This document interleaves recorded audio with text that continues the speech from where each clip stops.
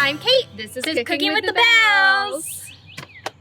So, what are we cooking today? Well, with Thanksgiving, we had a leftover turkey. We need to use up that turkey meat from our freezer, so we're going to do smoked turkey enchiladas. I love a good enchilada. And what a great way to use all that leftover meat, because I don't know about you, but after the first sandwich, I'm kind of done with turkey sandwiches. Exactly. I mean, and traditionally it's like a sandwich, or sometimes people make a turkey pot pie, but I know you're not into pot pies. So I thought this was a great way to use up some of that. Yes, I'm so excited. But first, what are we drinking? So today, as you've mentioned, Thanksgiving has passed, which means I can officially break out Christmas. So we have Peppermint Mocha Lattes, which is my favorite. Yes, I love a good milk chocolate combo. So here's how you can make yours. All right, so for a Peppermint Mocha Latte, we are going to start with a tablespoon of peppermint syrup. And there is a difference between peppermint and mint. So just be warned if you have mint syrup. And then I'm going to do a tablespoon of mocha sauce, make a little bit of a mess. But if you like more chocolate flavor, you can, of course, add more. Like so. And then we're just going to give those a little stir while we add in our shot of espresso.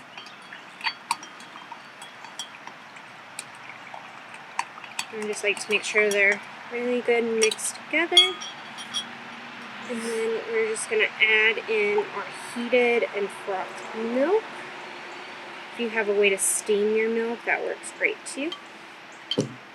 And there you have Peppermint Mocha Latte. Cheers! Oh my goodness, that is absolute perfection. I'm all about it. Like They're my favorite. Sometimes like the mint gets like overpowered because of the coffee taste, but you can actually taste the mint, you can taste the chocolate, and you can still taste the coffee. Yes, it's a fine balance with all the things. And it's an important note to use peppermint and not mint, otherwise you will get a very different drink. That's true. All right, let's get to cooking? Let's do it. So we have 3 tablespoons of butter. We've almost got it melted here on our pot. And we are going to add in slowly 3 tablespoons of flour. And I'm going to turn down that flame. Thank you. So we're just making like a roux. So we're just cooking our flour into the butter. Making messes like always. Exactly. It's what we do here.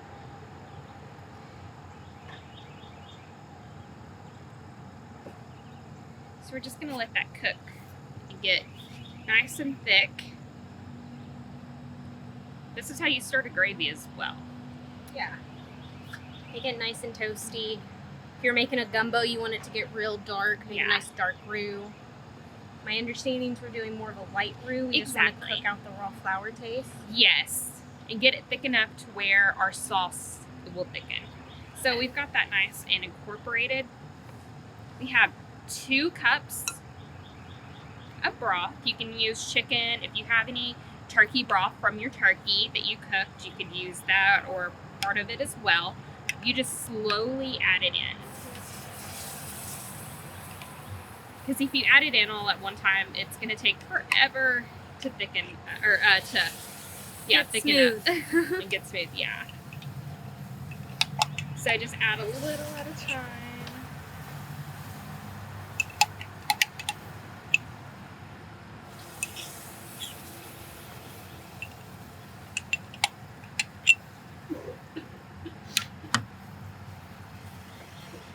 Now, if you don't have a turkey at home, you can also use chicken in this recipe. Yes, shredded chicken. I feel like that's one of our favorite weeknight meals. It is. Chicken enchiladas. It's so easy. I mean, you make your shredded chicken. You can buy a rotisserie chicken for it. We even have a recipe on our page that doesn't require you to make a sauce at all. It's all store-bought canned, so you can just...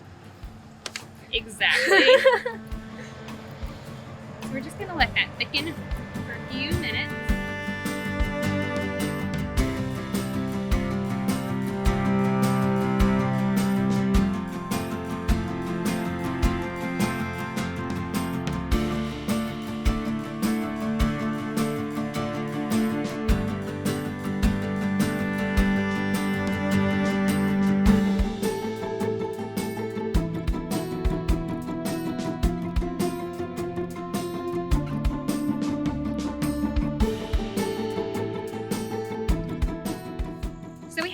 cup of sour cream here, and we're just gonna ladle probably about 1/4 of a cup in to kind of temper it to where, so if you added just the sour cream into the pot, you could easily curdle it that way, and we don't want that. No.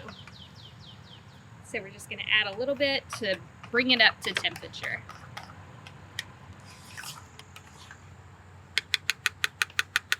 All right. All right, so now we're gonna add our sour cream mixture into our pot.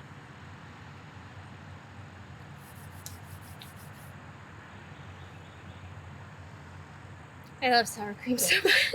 Oh, me too. I feel like I say that every episode. There's just one ingredient that I'm like, this is my favorite.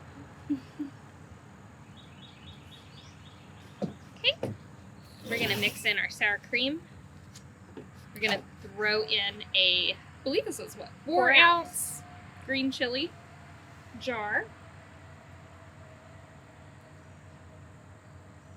And you can use like a medium or a hot depending on how spicy you like things. Or you can leave them out if you like a more mild enchilada. Would you say also if people really like the flavor of jalapenos, they could do like chopped jarred jalapenos as well? Oh, absolutely. Right.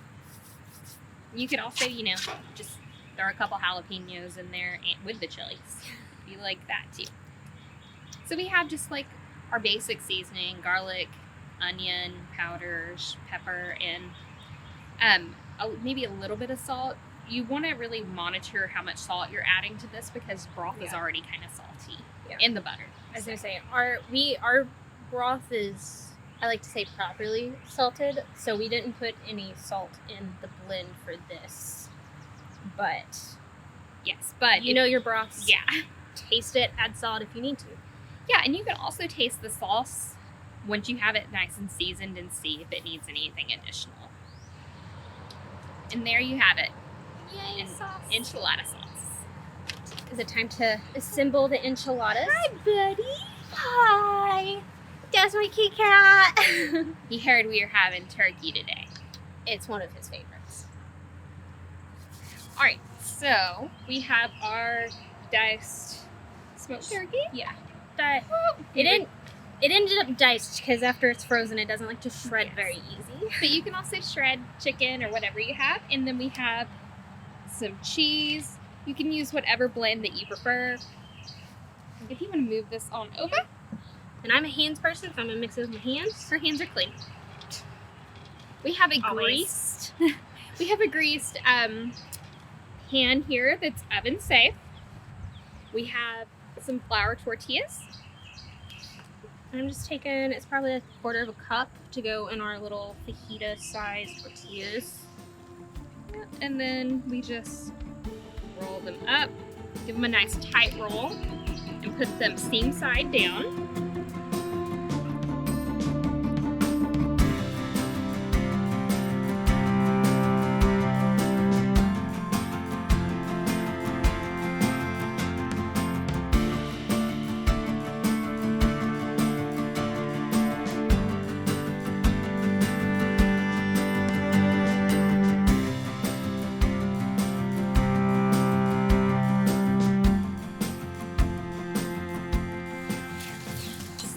We have our delicious sour cream green chili sauce, and we're just going to ladle it over the top.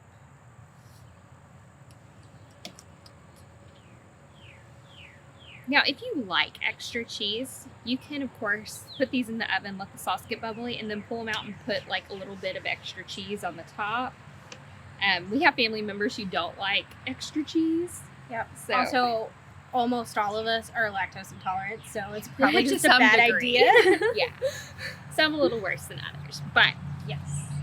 So we don't go for the extra cheese usually, but please feel free. You can also top with some chopped jalapenos, and we'll show you how we're going to top ours when we get them out of the oven.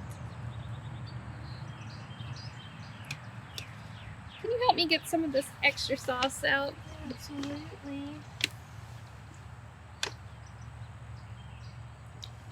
If you don't cover the ends of the enchiladas very well, they will get pretty crispy. So keep that in mind, and obviously go with what kind of desired texture you like. Do a good scrape down, make your grandmothers proud. Yeah. I don't know if I necessarily made my grandmother proud, but that is the best I can do. I'm sure she would be. So we're gonna pop this into a 350-degree oven. We're gonna let the sauce get nice and bubbly, and we're gonna let the insides get the cheese melted and the turkey warmed through since it's already cooked. All right, we'll be back when it's done. Oh my gosh, they smell amazing. Yes, I'm so sour cream sauce is my favorite sauce, so I'm too. very excited. And these tomatoes and cilantro are so pretty. You can top yours with whatever you like. We just chopped a tomato and we have some cilantro. That is a solid sour cream sauce. That is an excellent way to use your leftover turkey after Thanksgiving. It's not like you're eating another Thanksgiving dinner. You're like, flavors are totally different. I was gonna say, it's completely different. It's completely, so it's very refreshing in the sense of I feel like we've had a lot of the same meat the past week. And the tomato and the cilantro just kind of brighten it up to where you're kind of getting out of that seasonal Yes.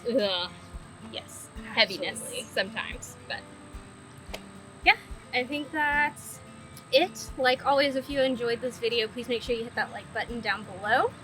And if you want to see more from us, go ahead and hit the subscribe down below. However, if you're already a subscriber, thank you. We appreciate you. Like always, our recipes will be linked down below to take you over to our website where you can get a nice readable, printable form if you would like. And that's it. Bye.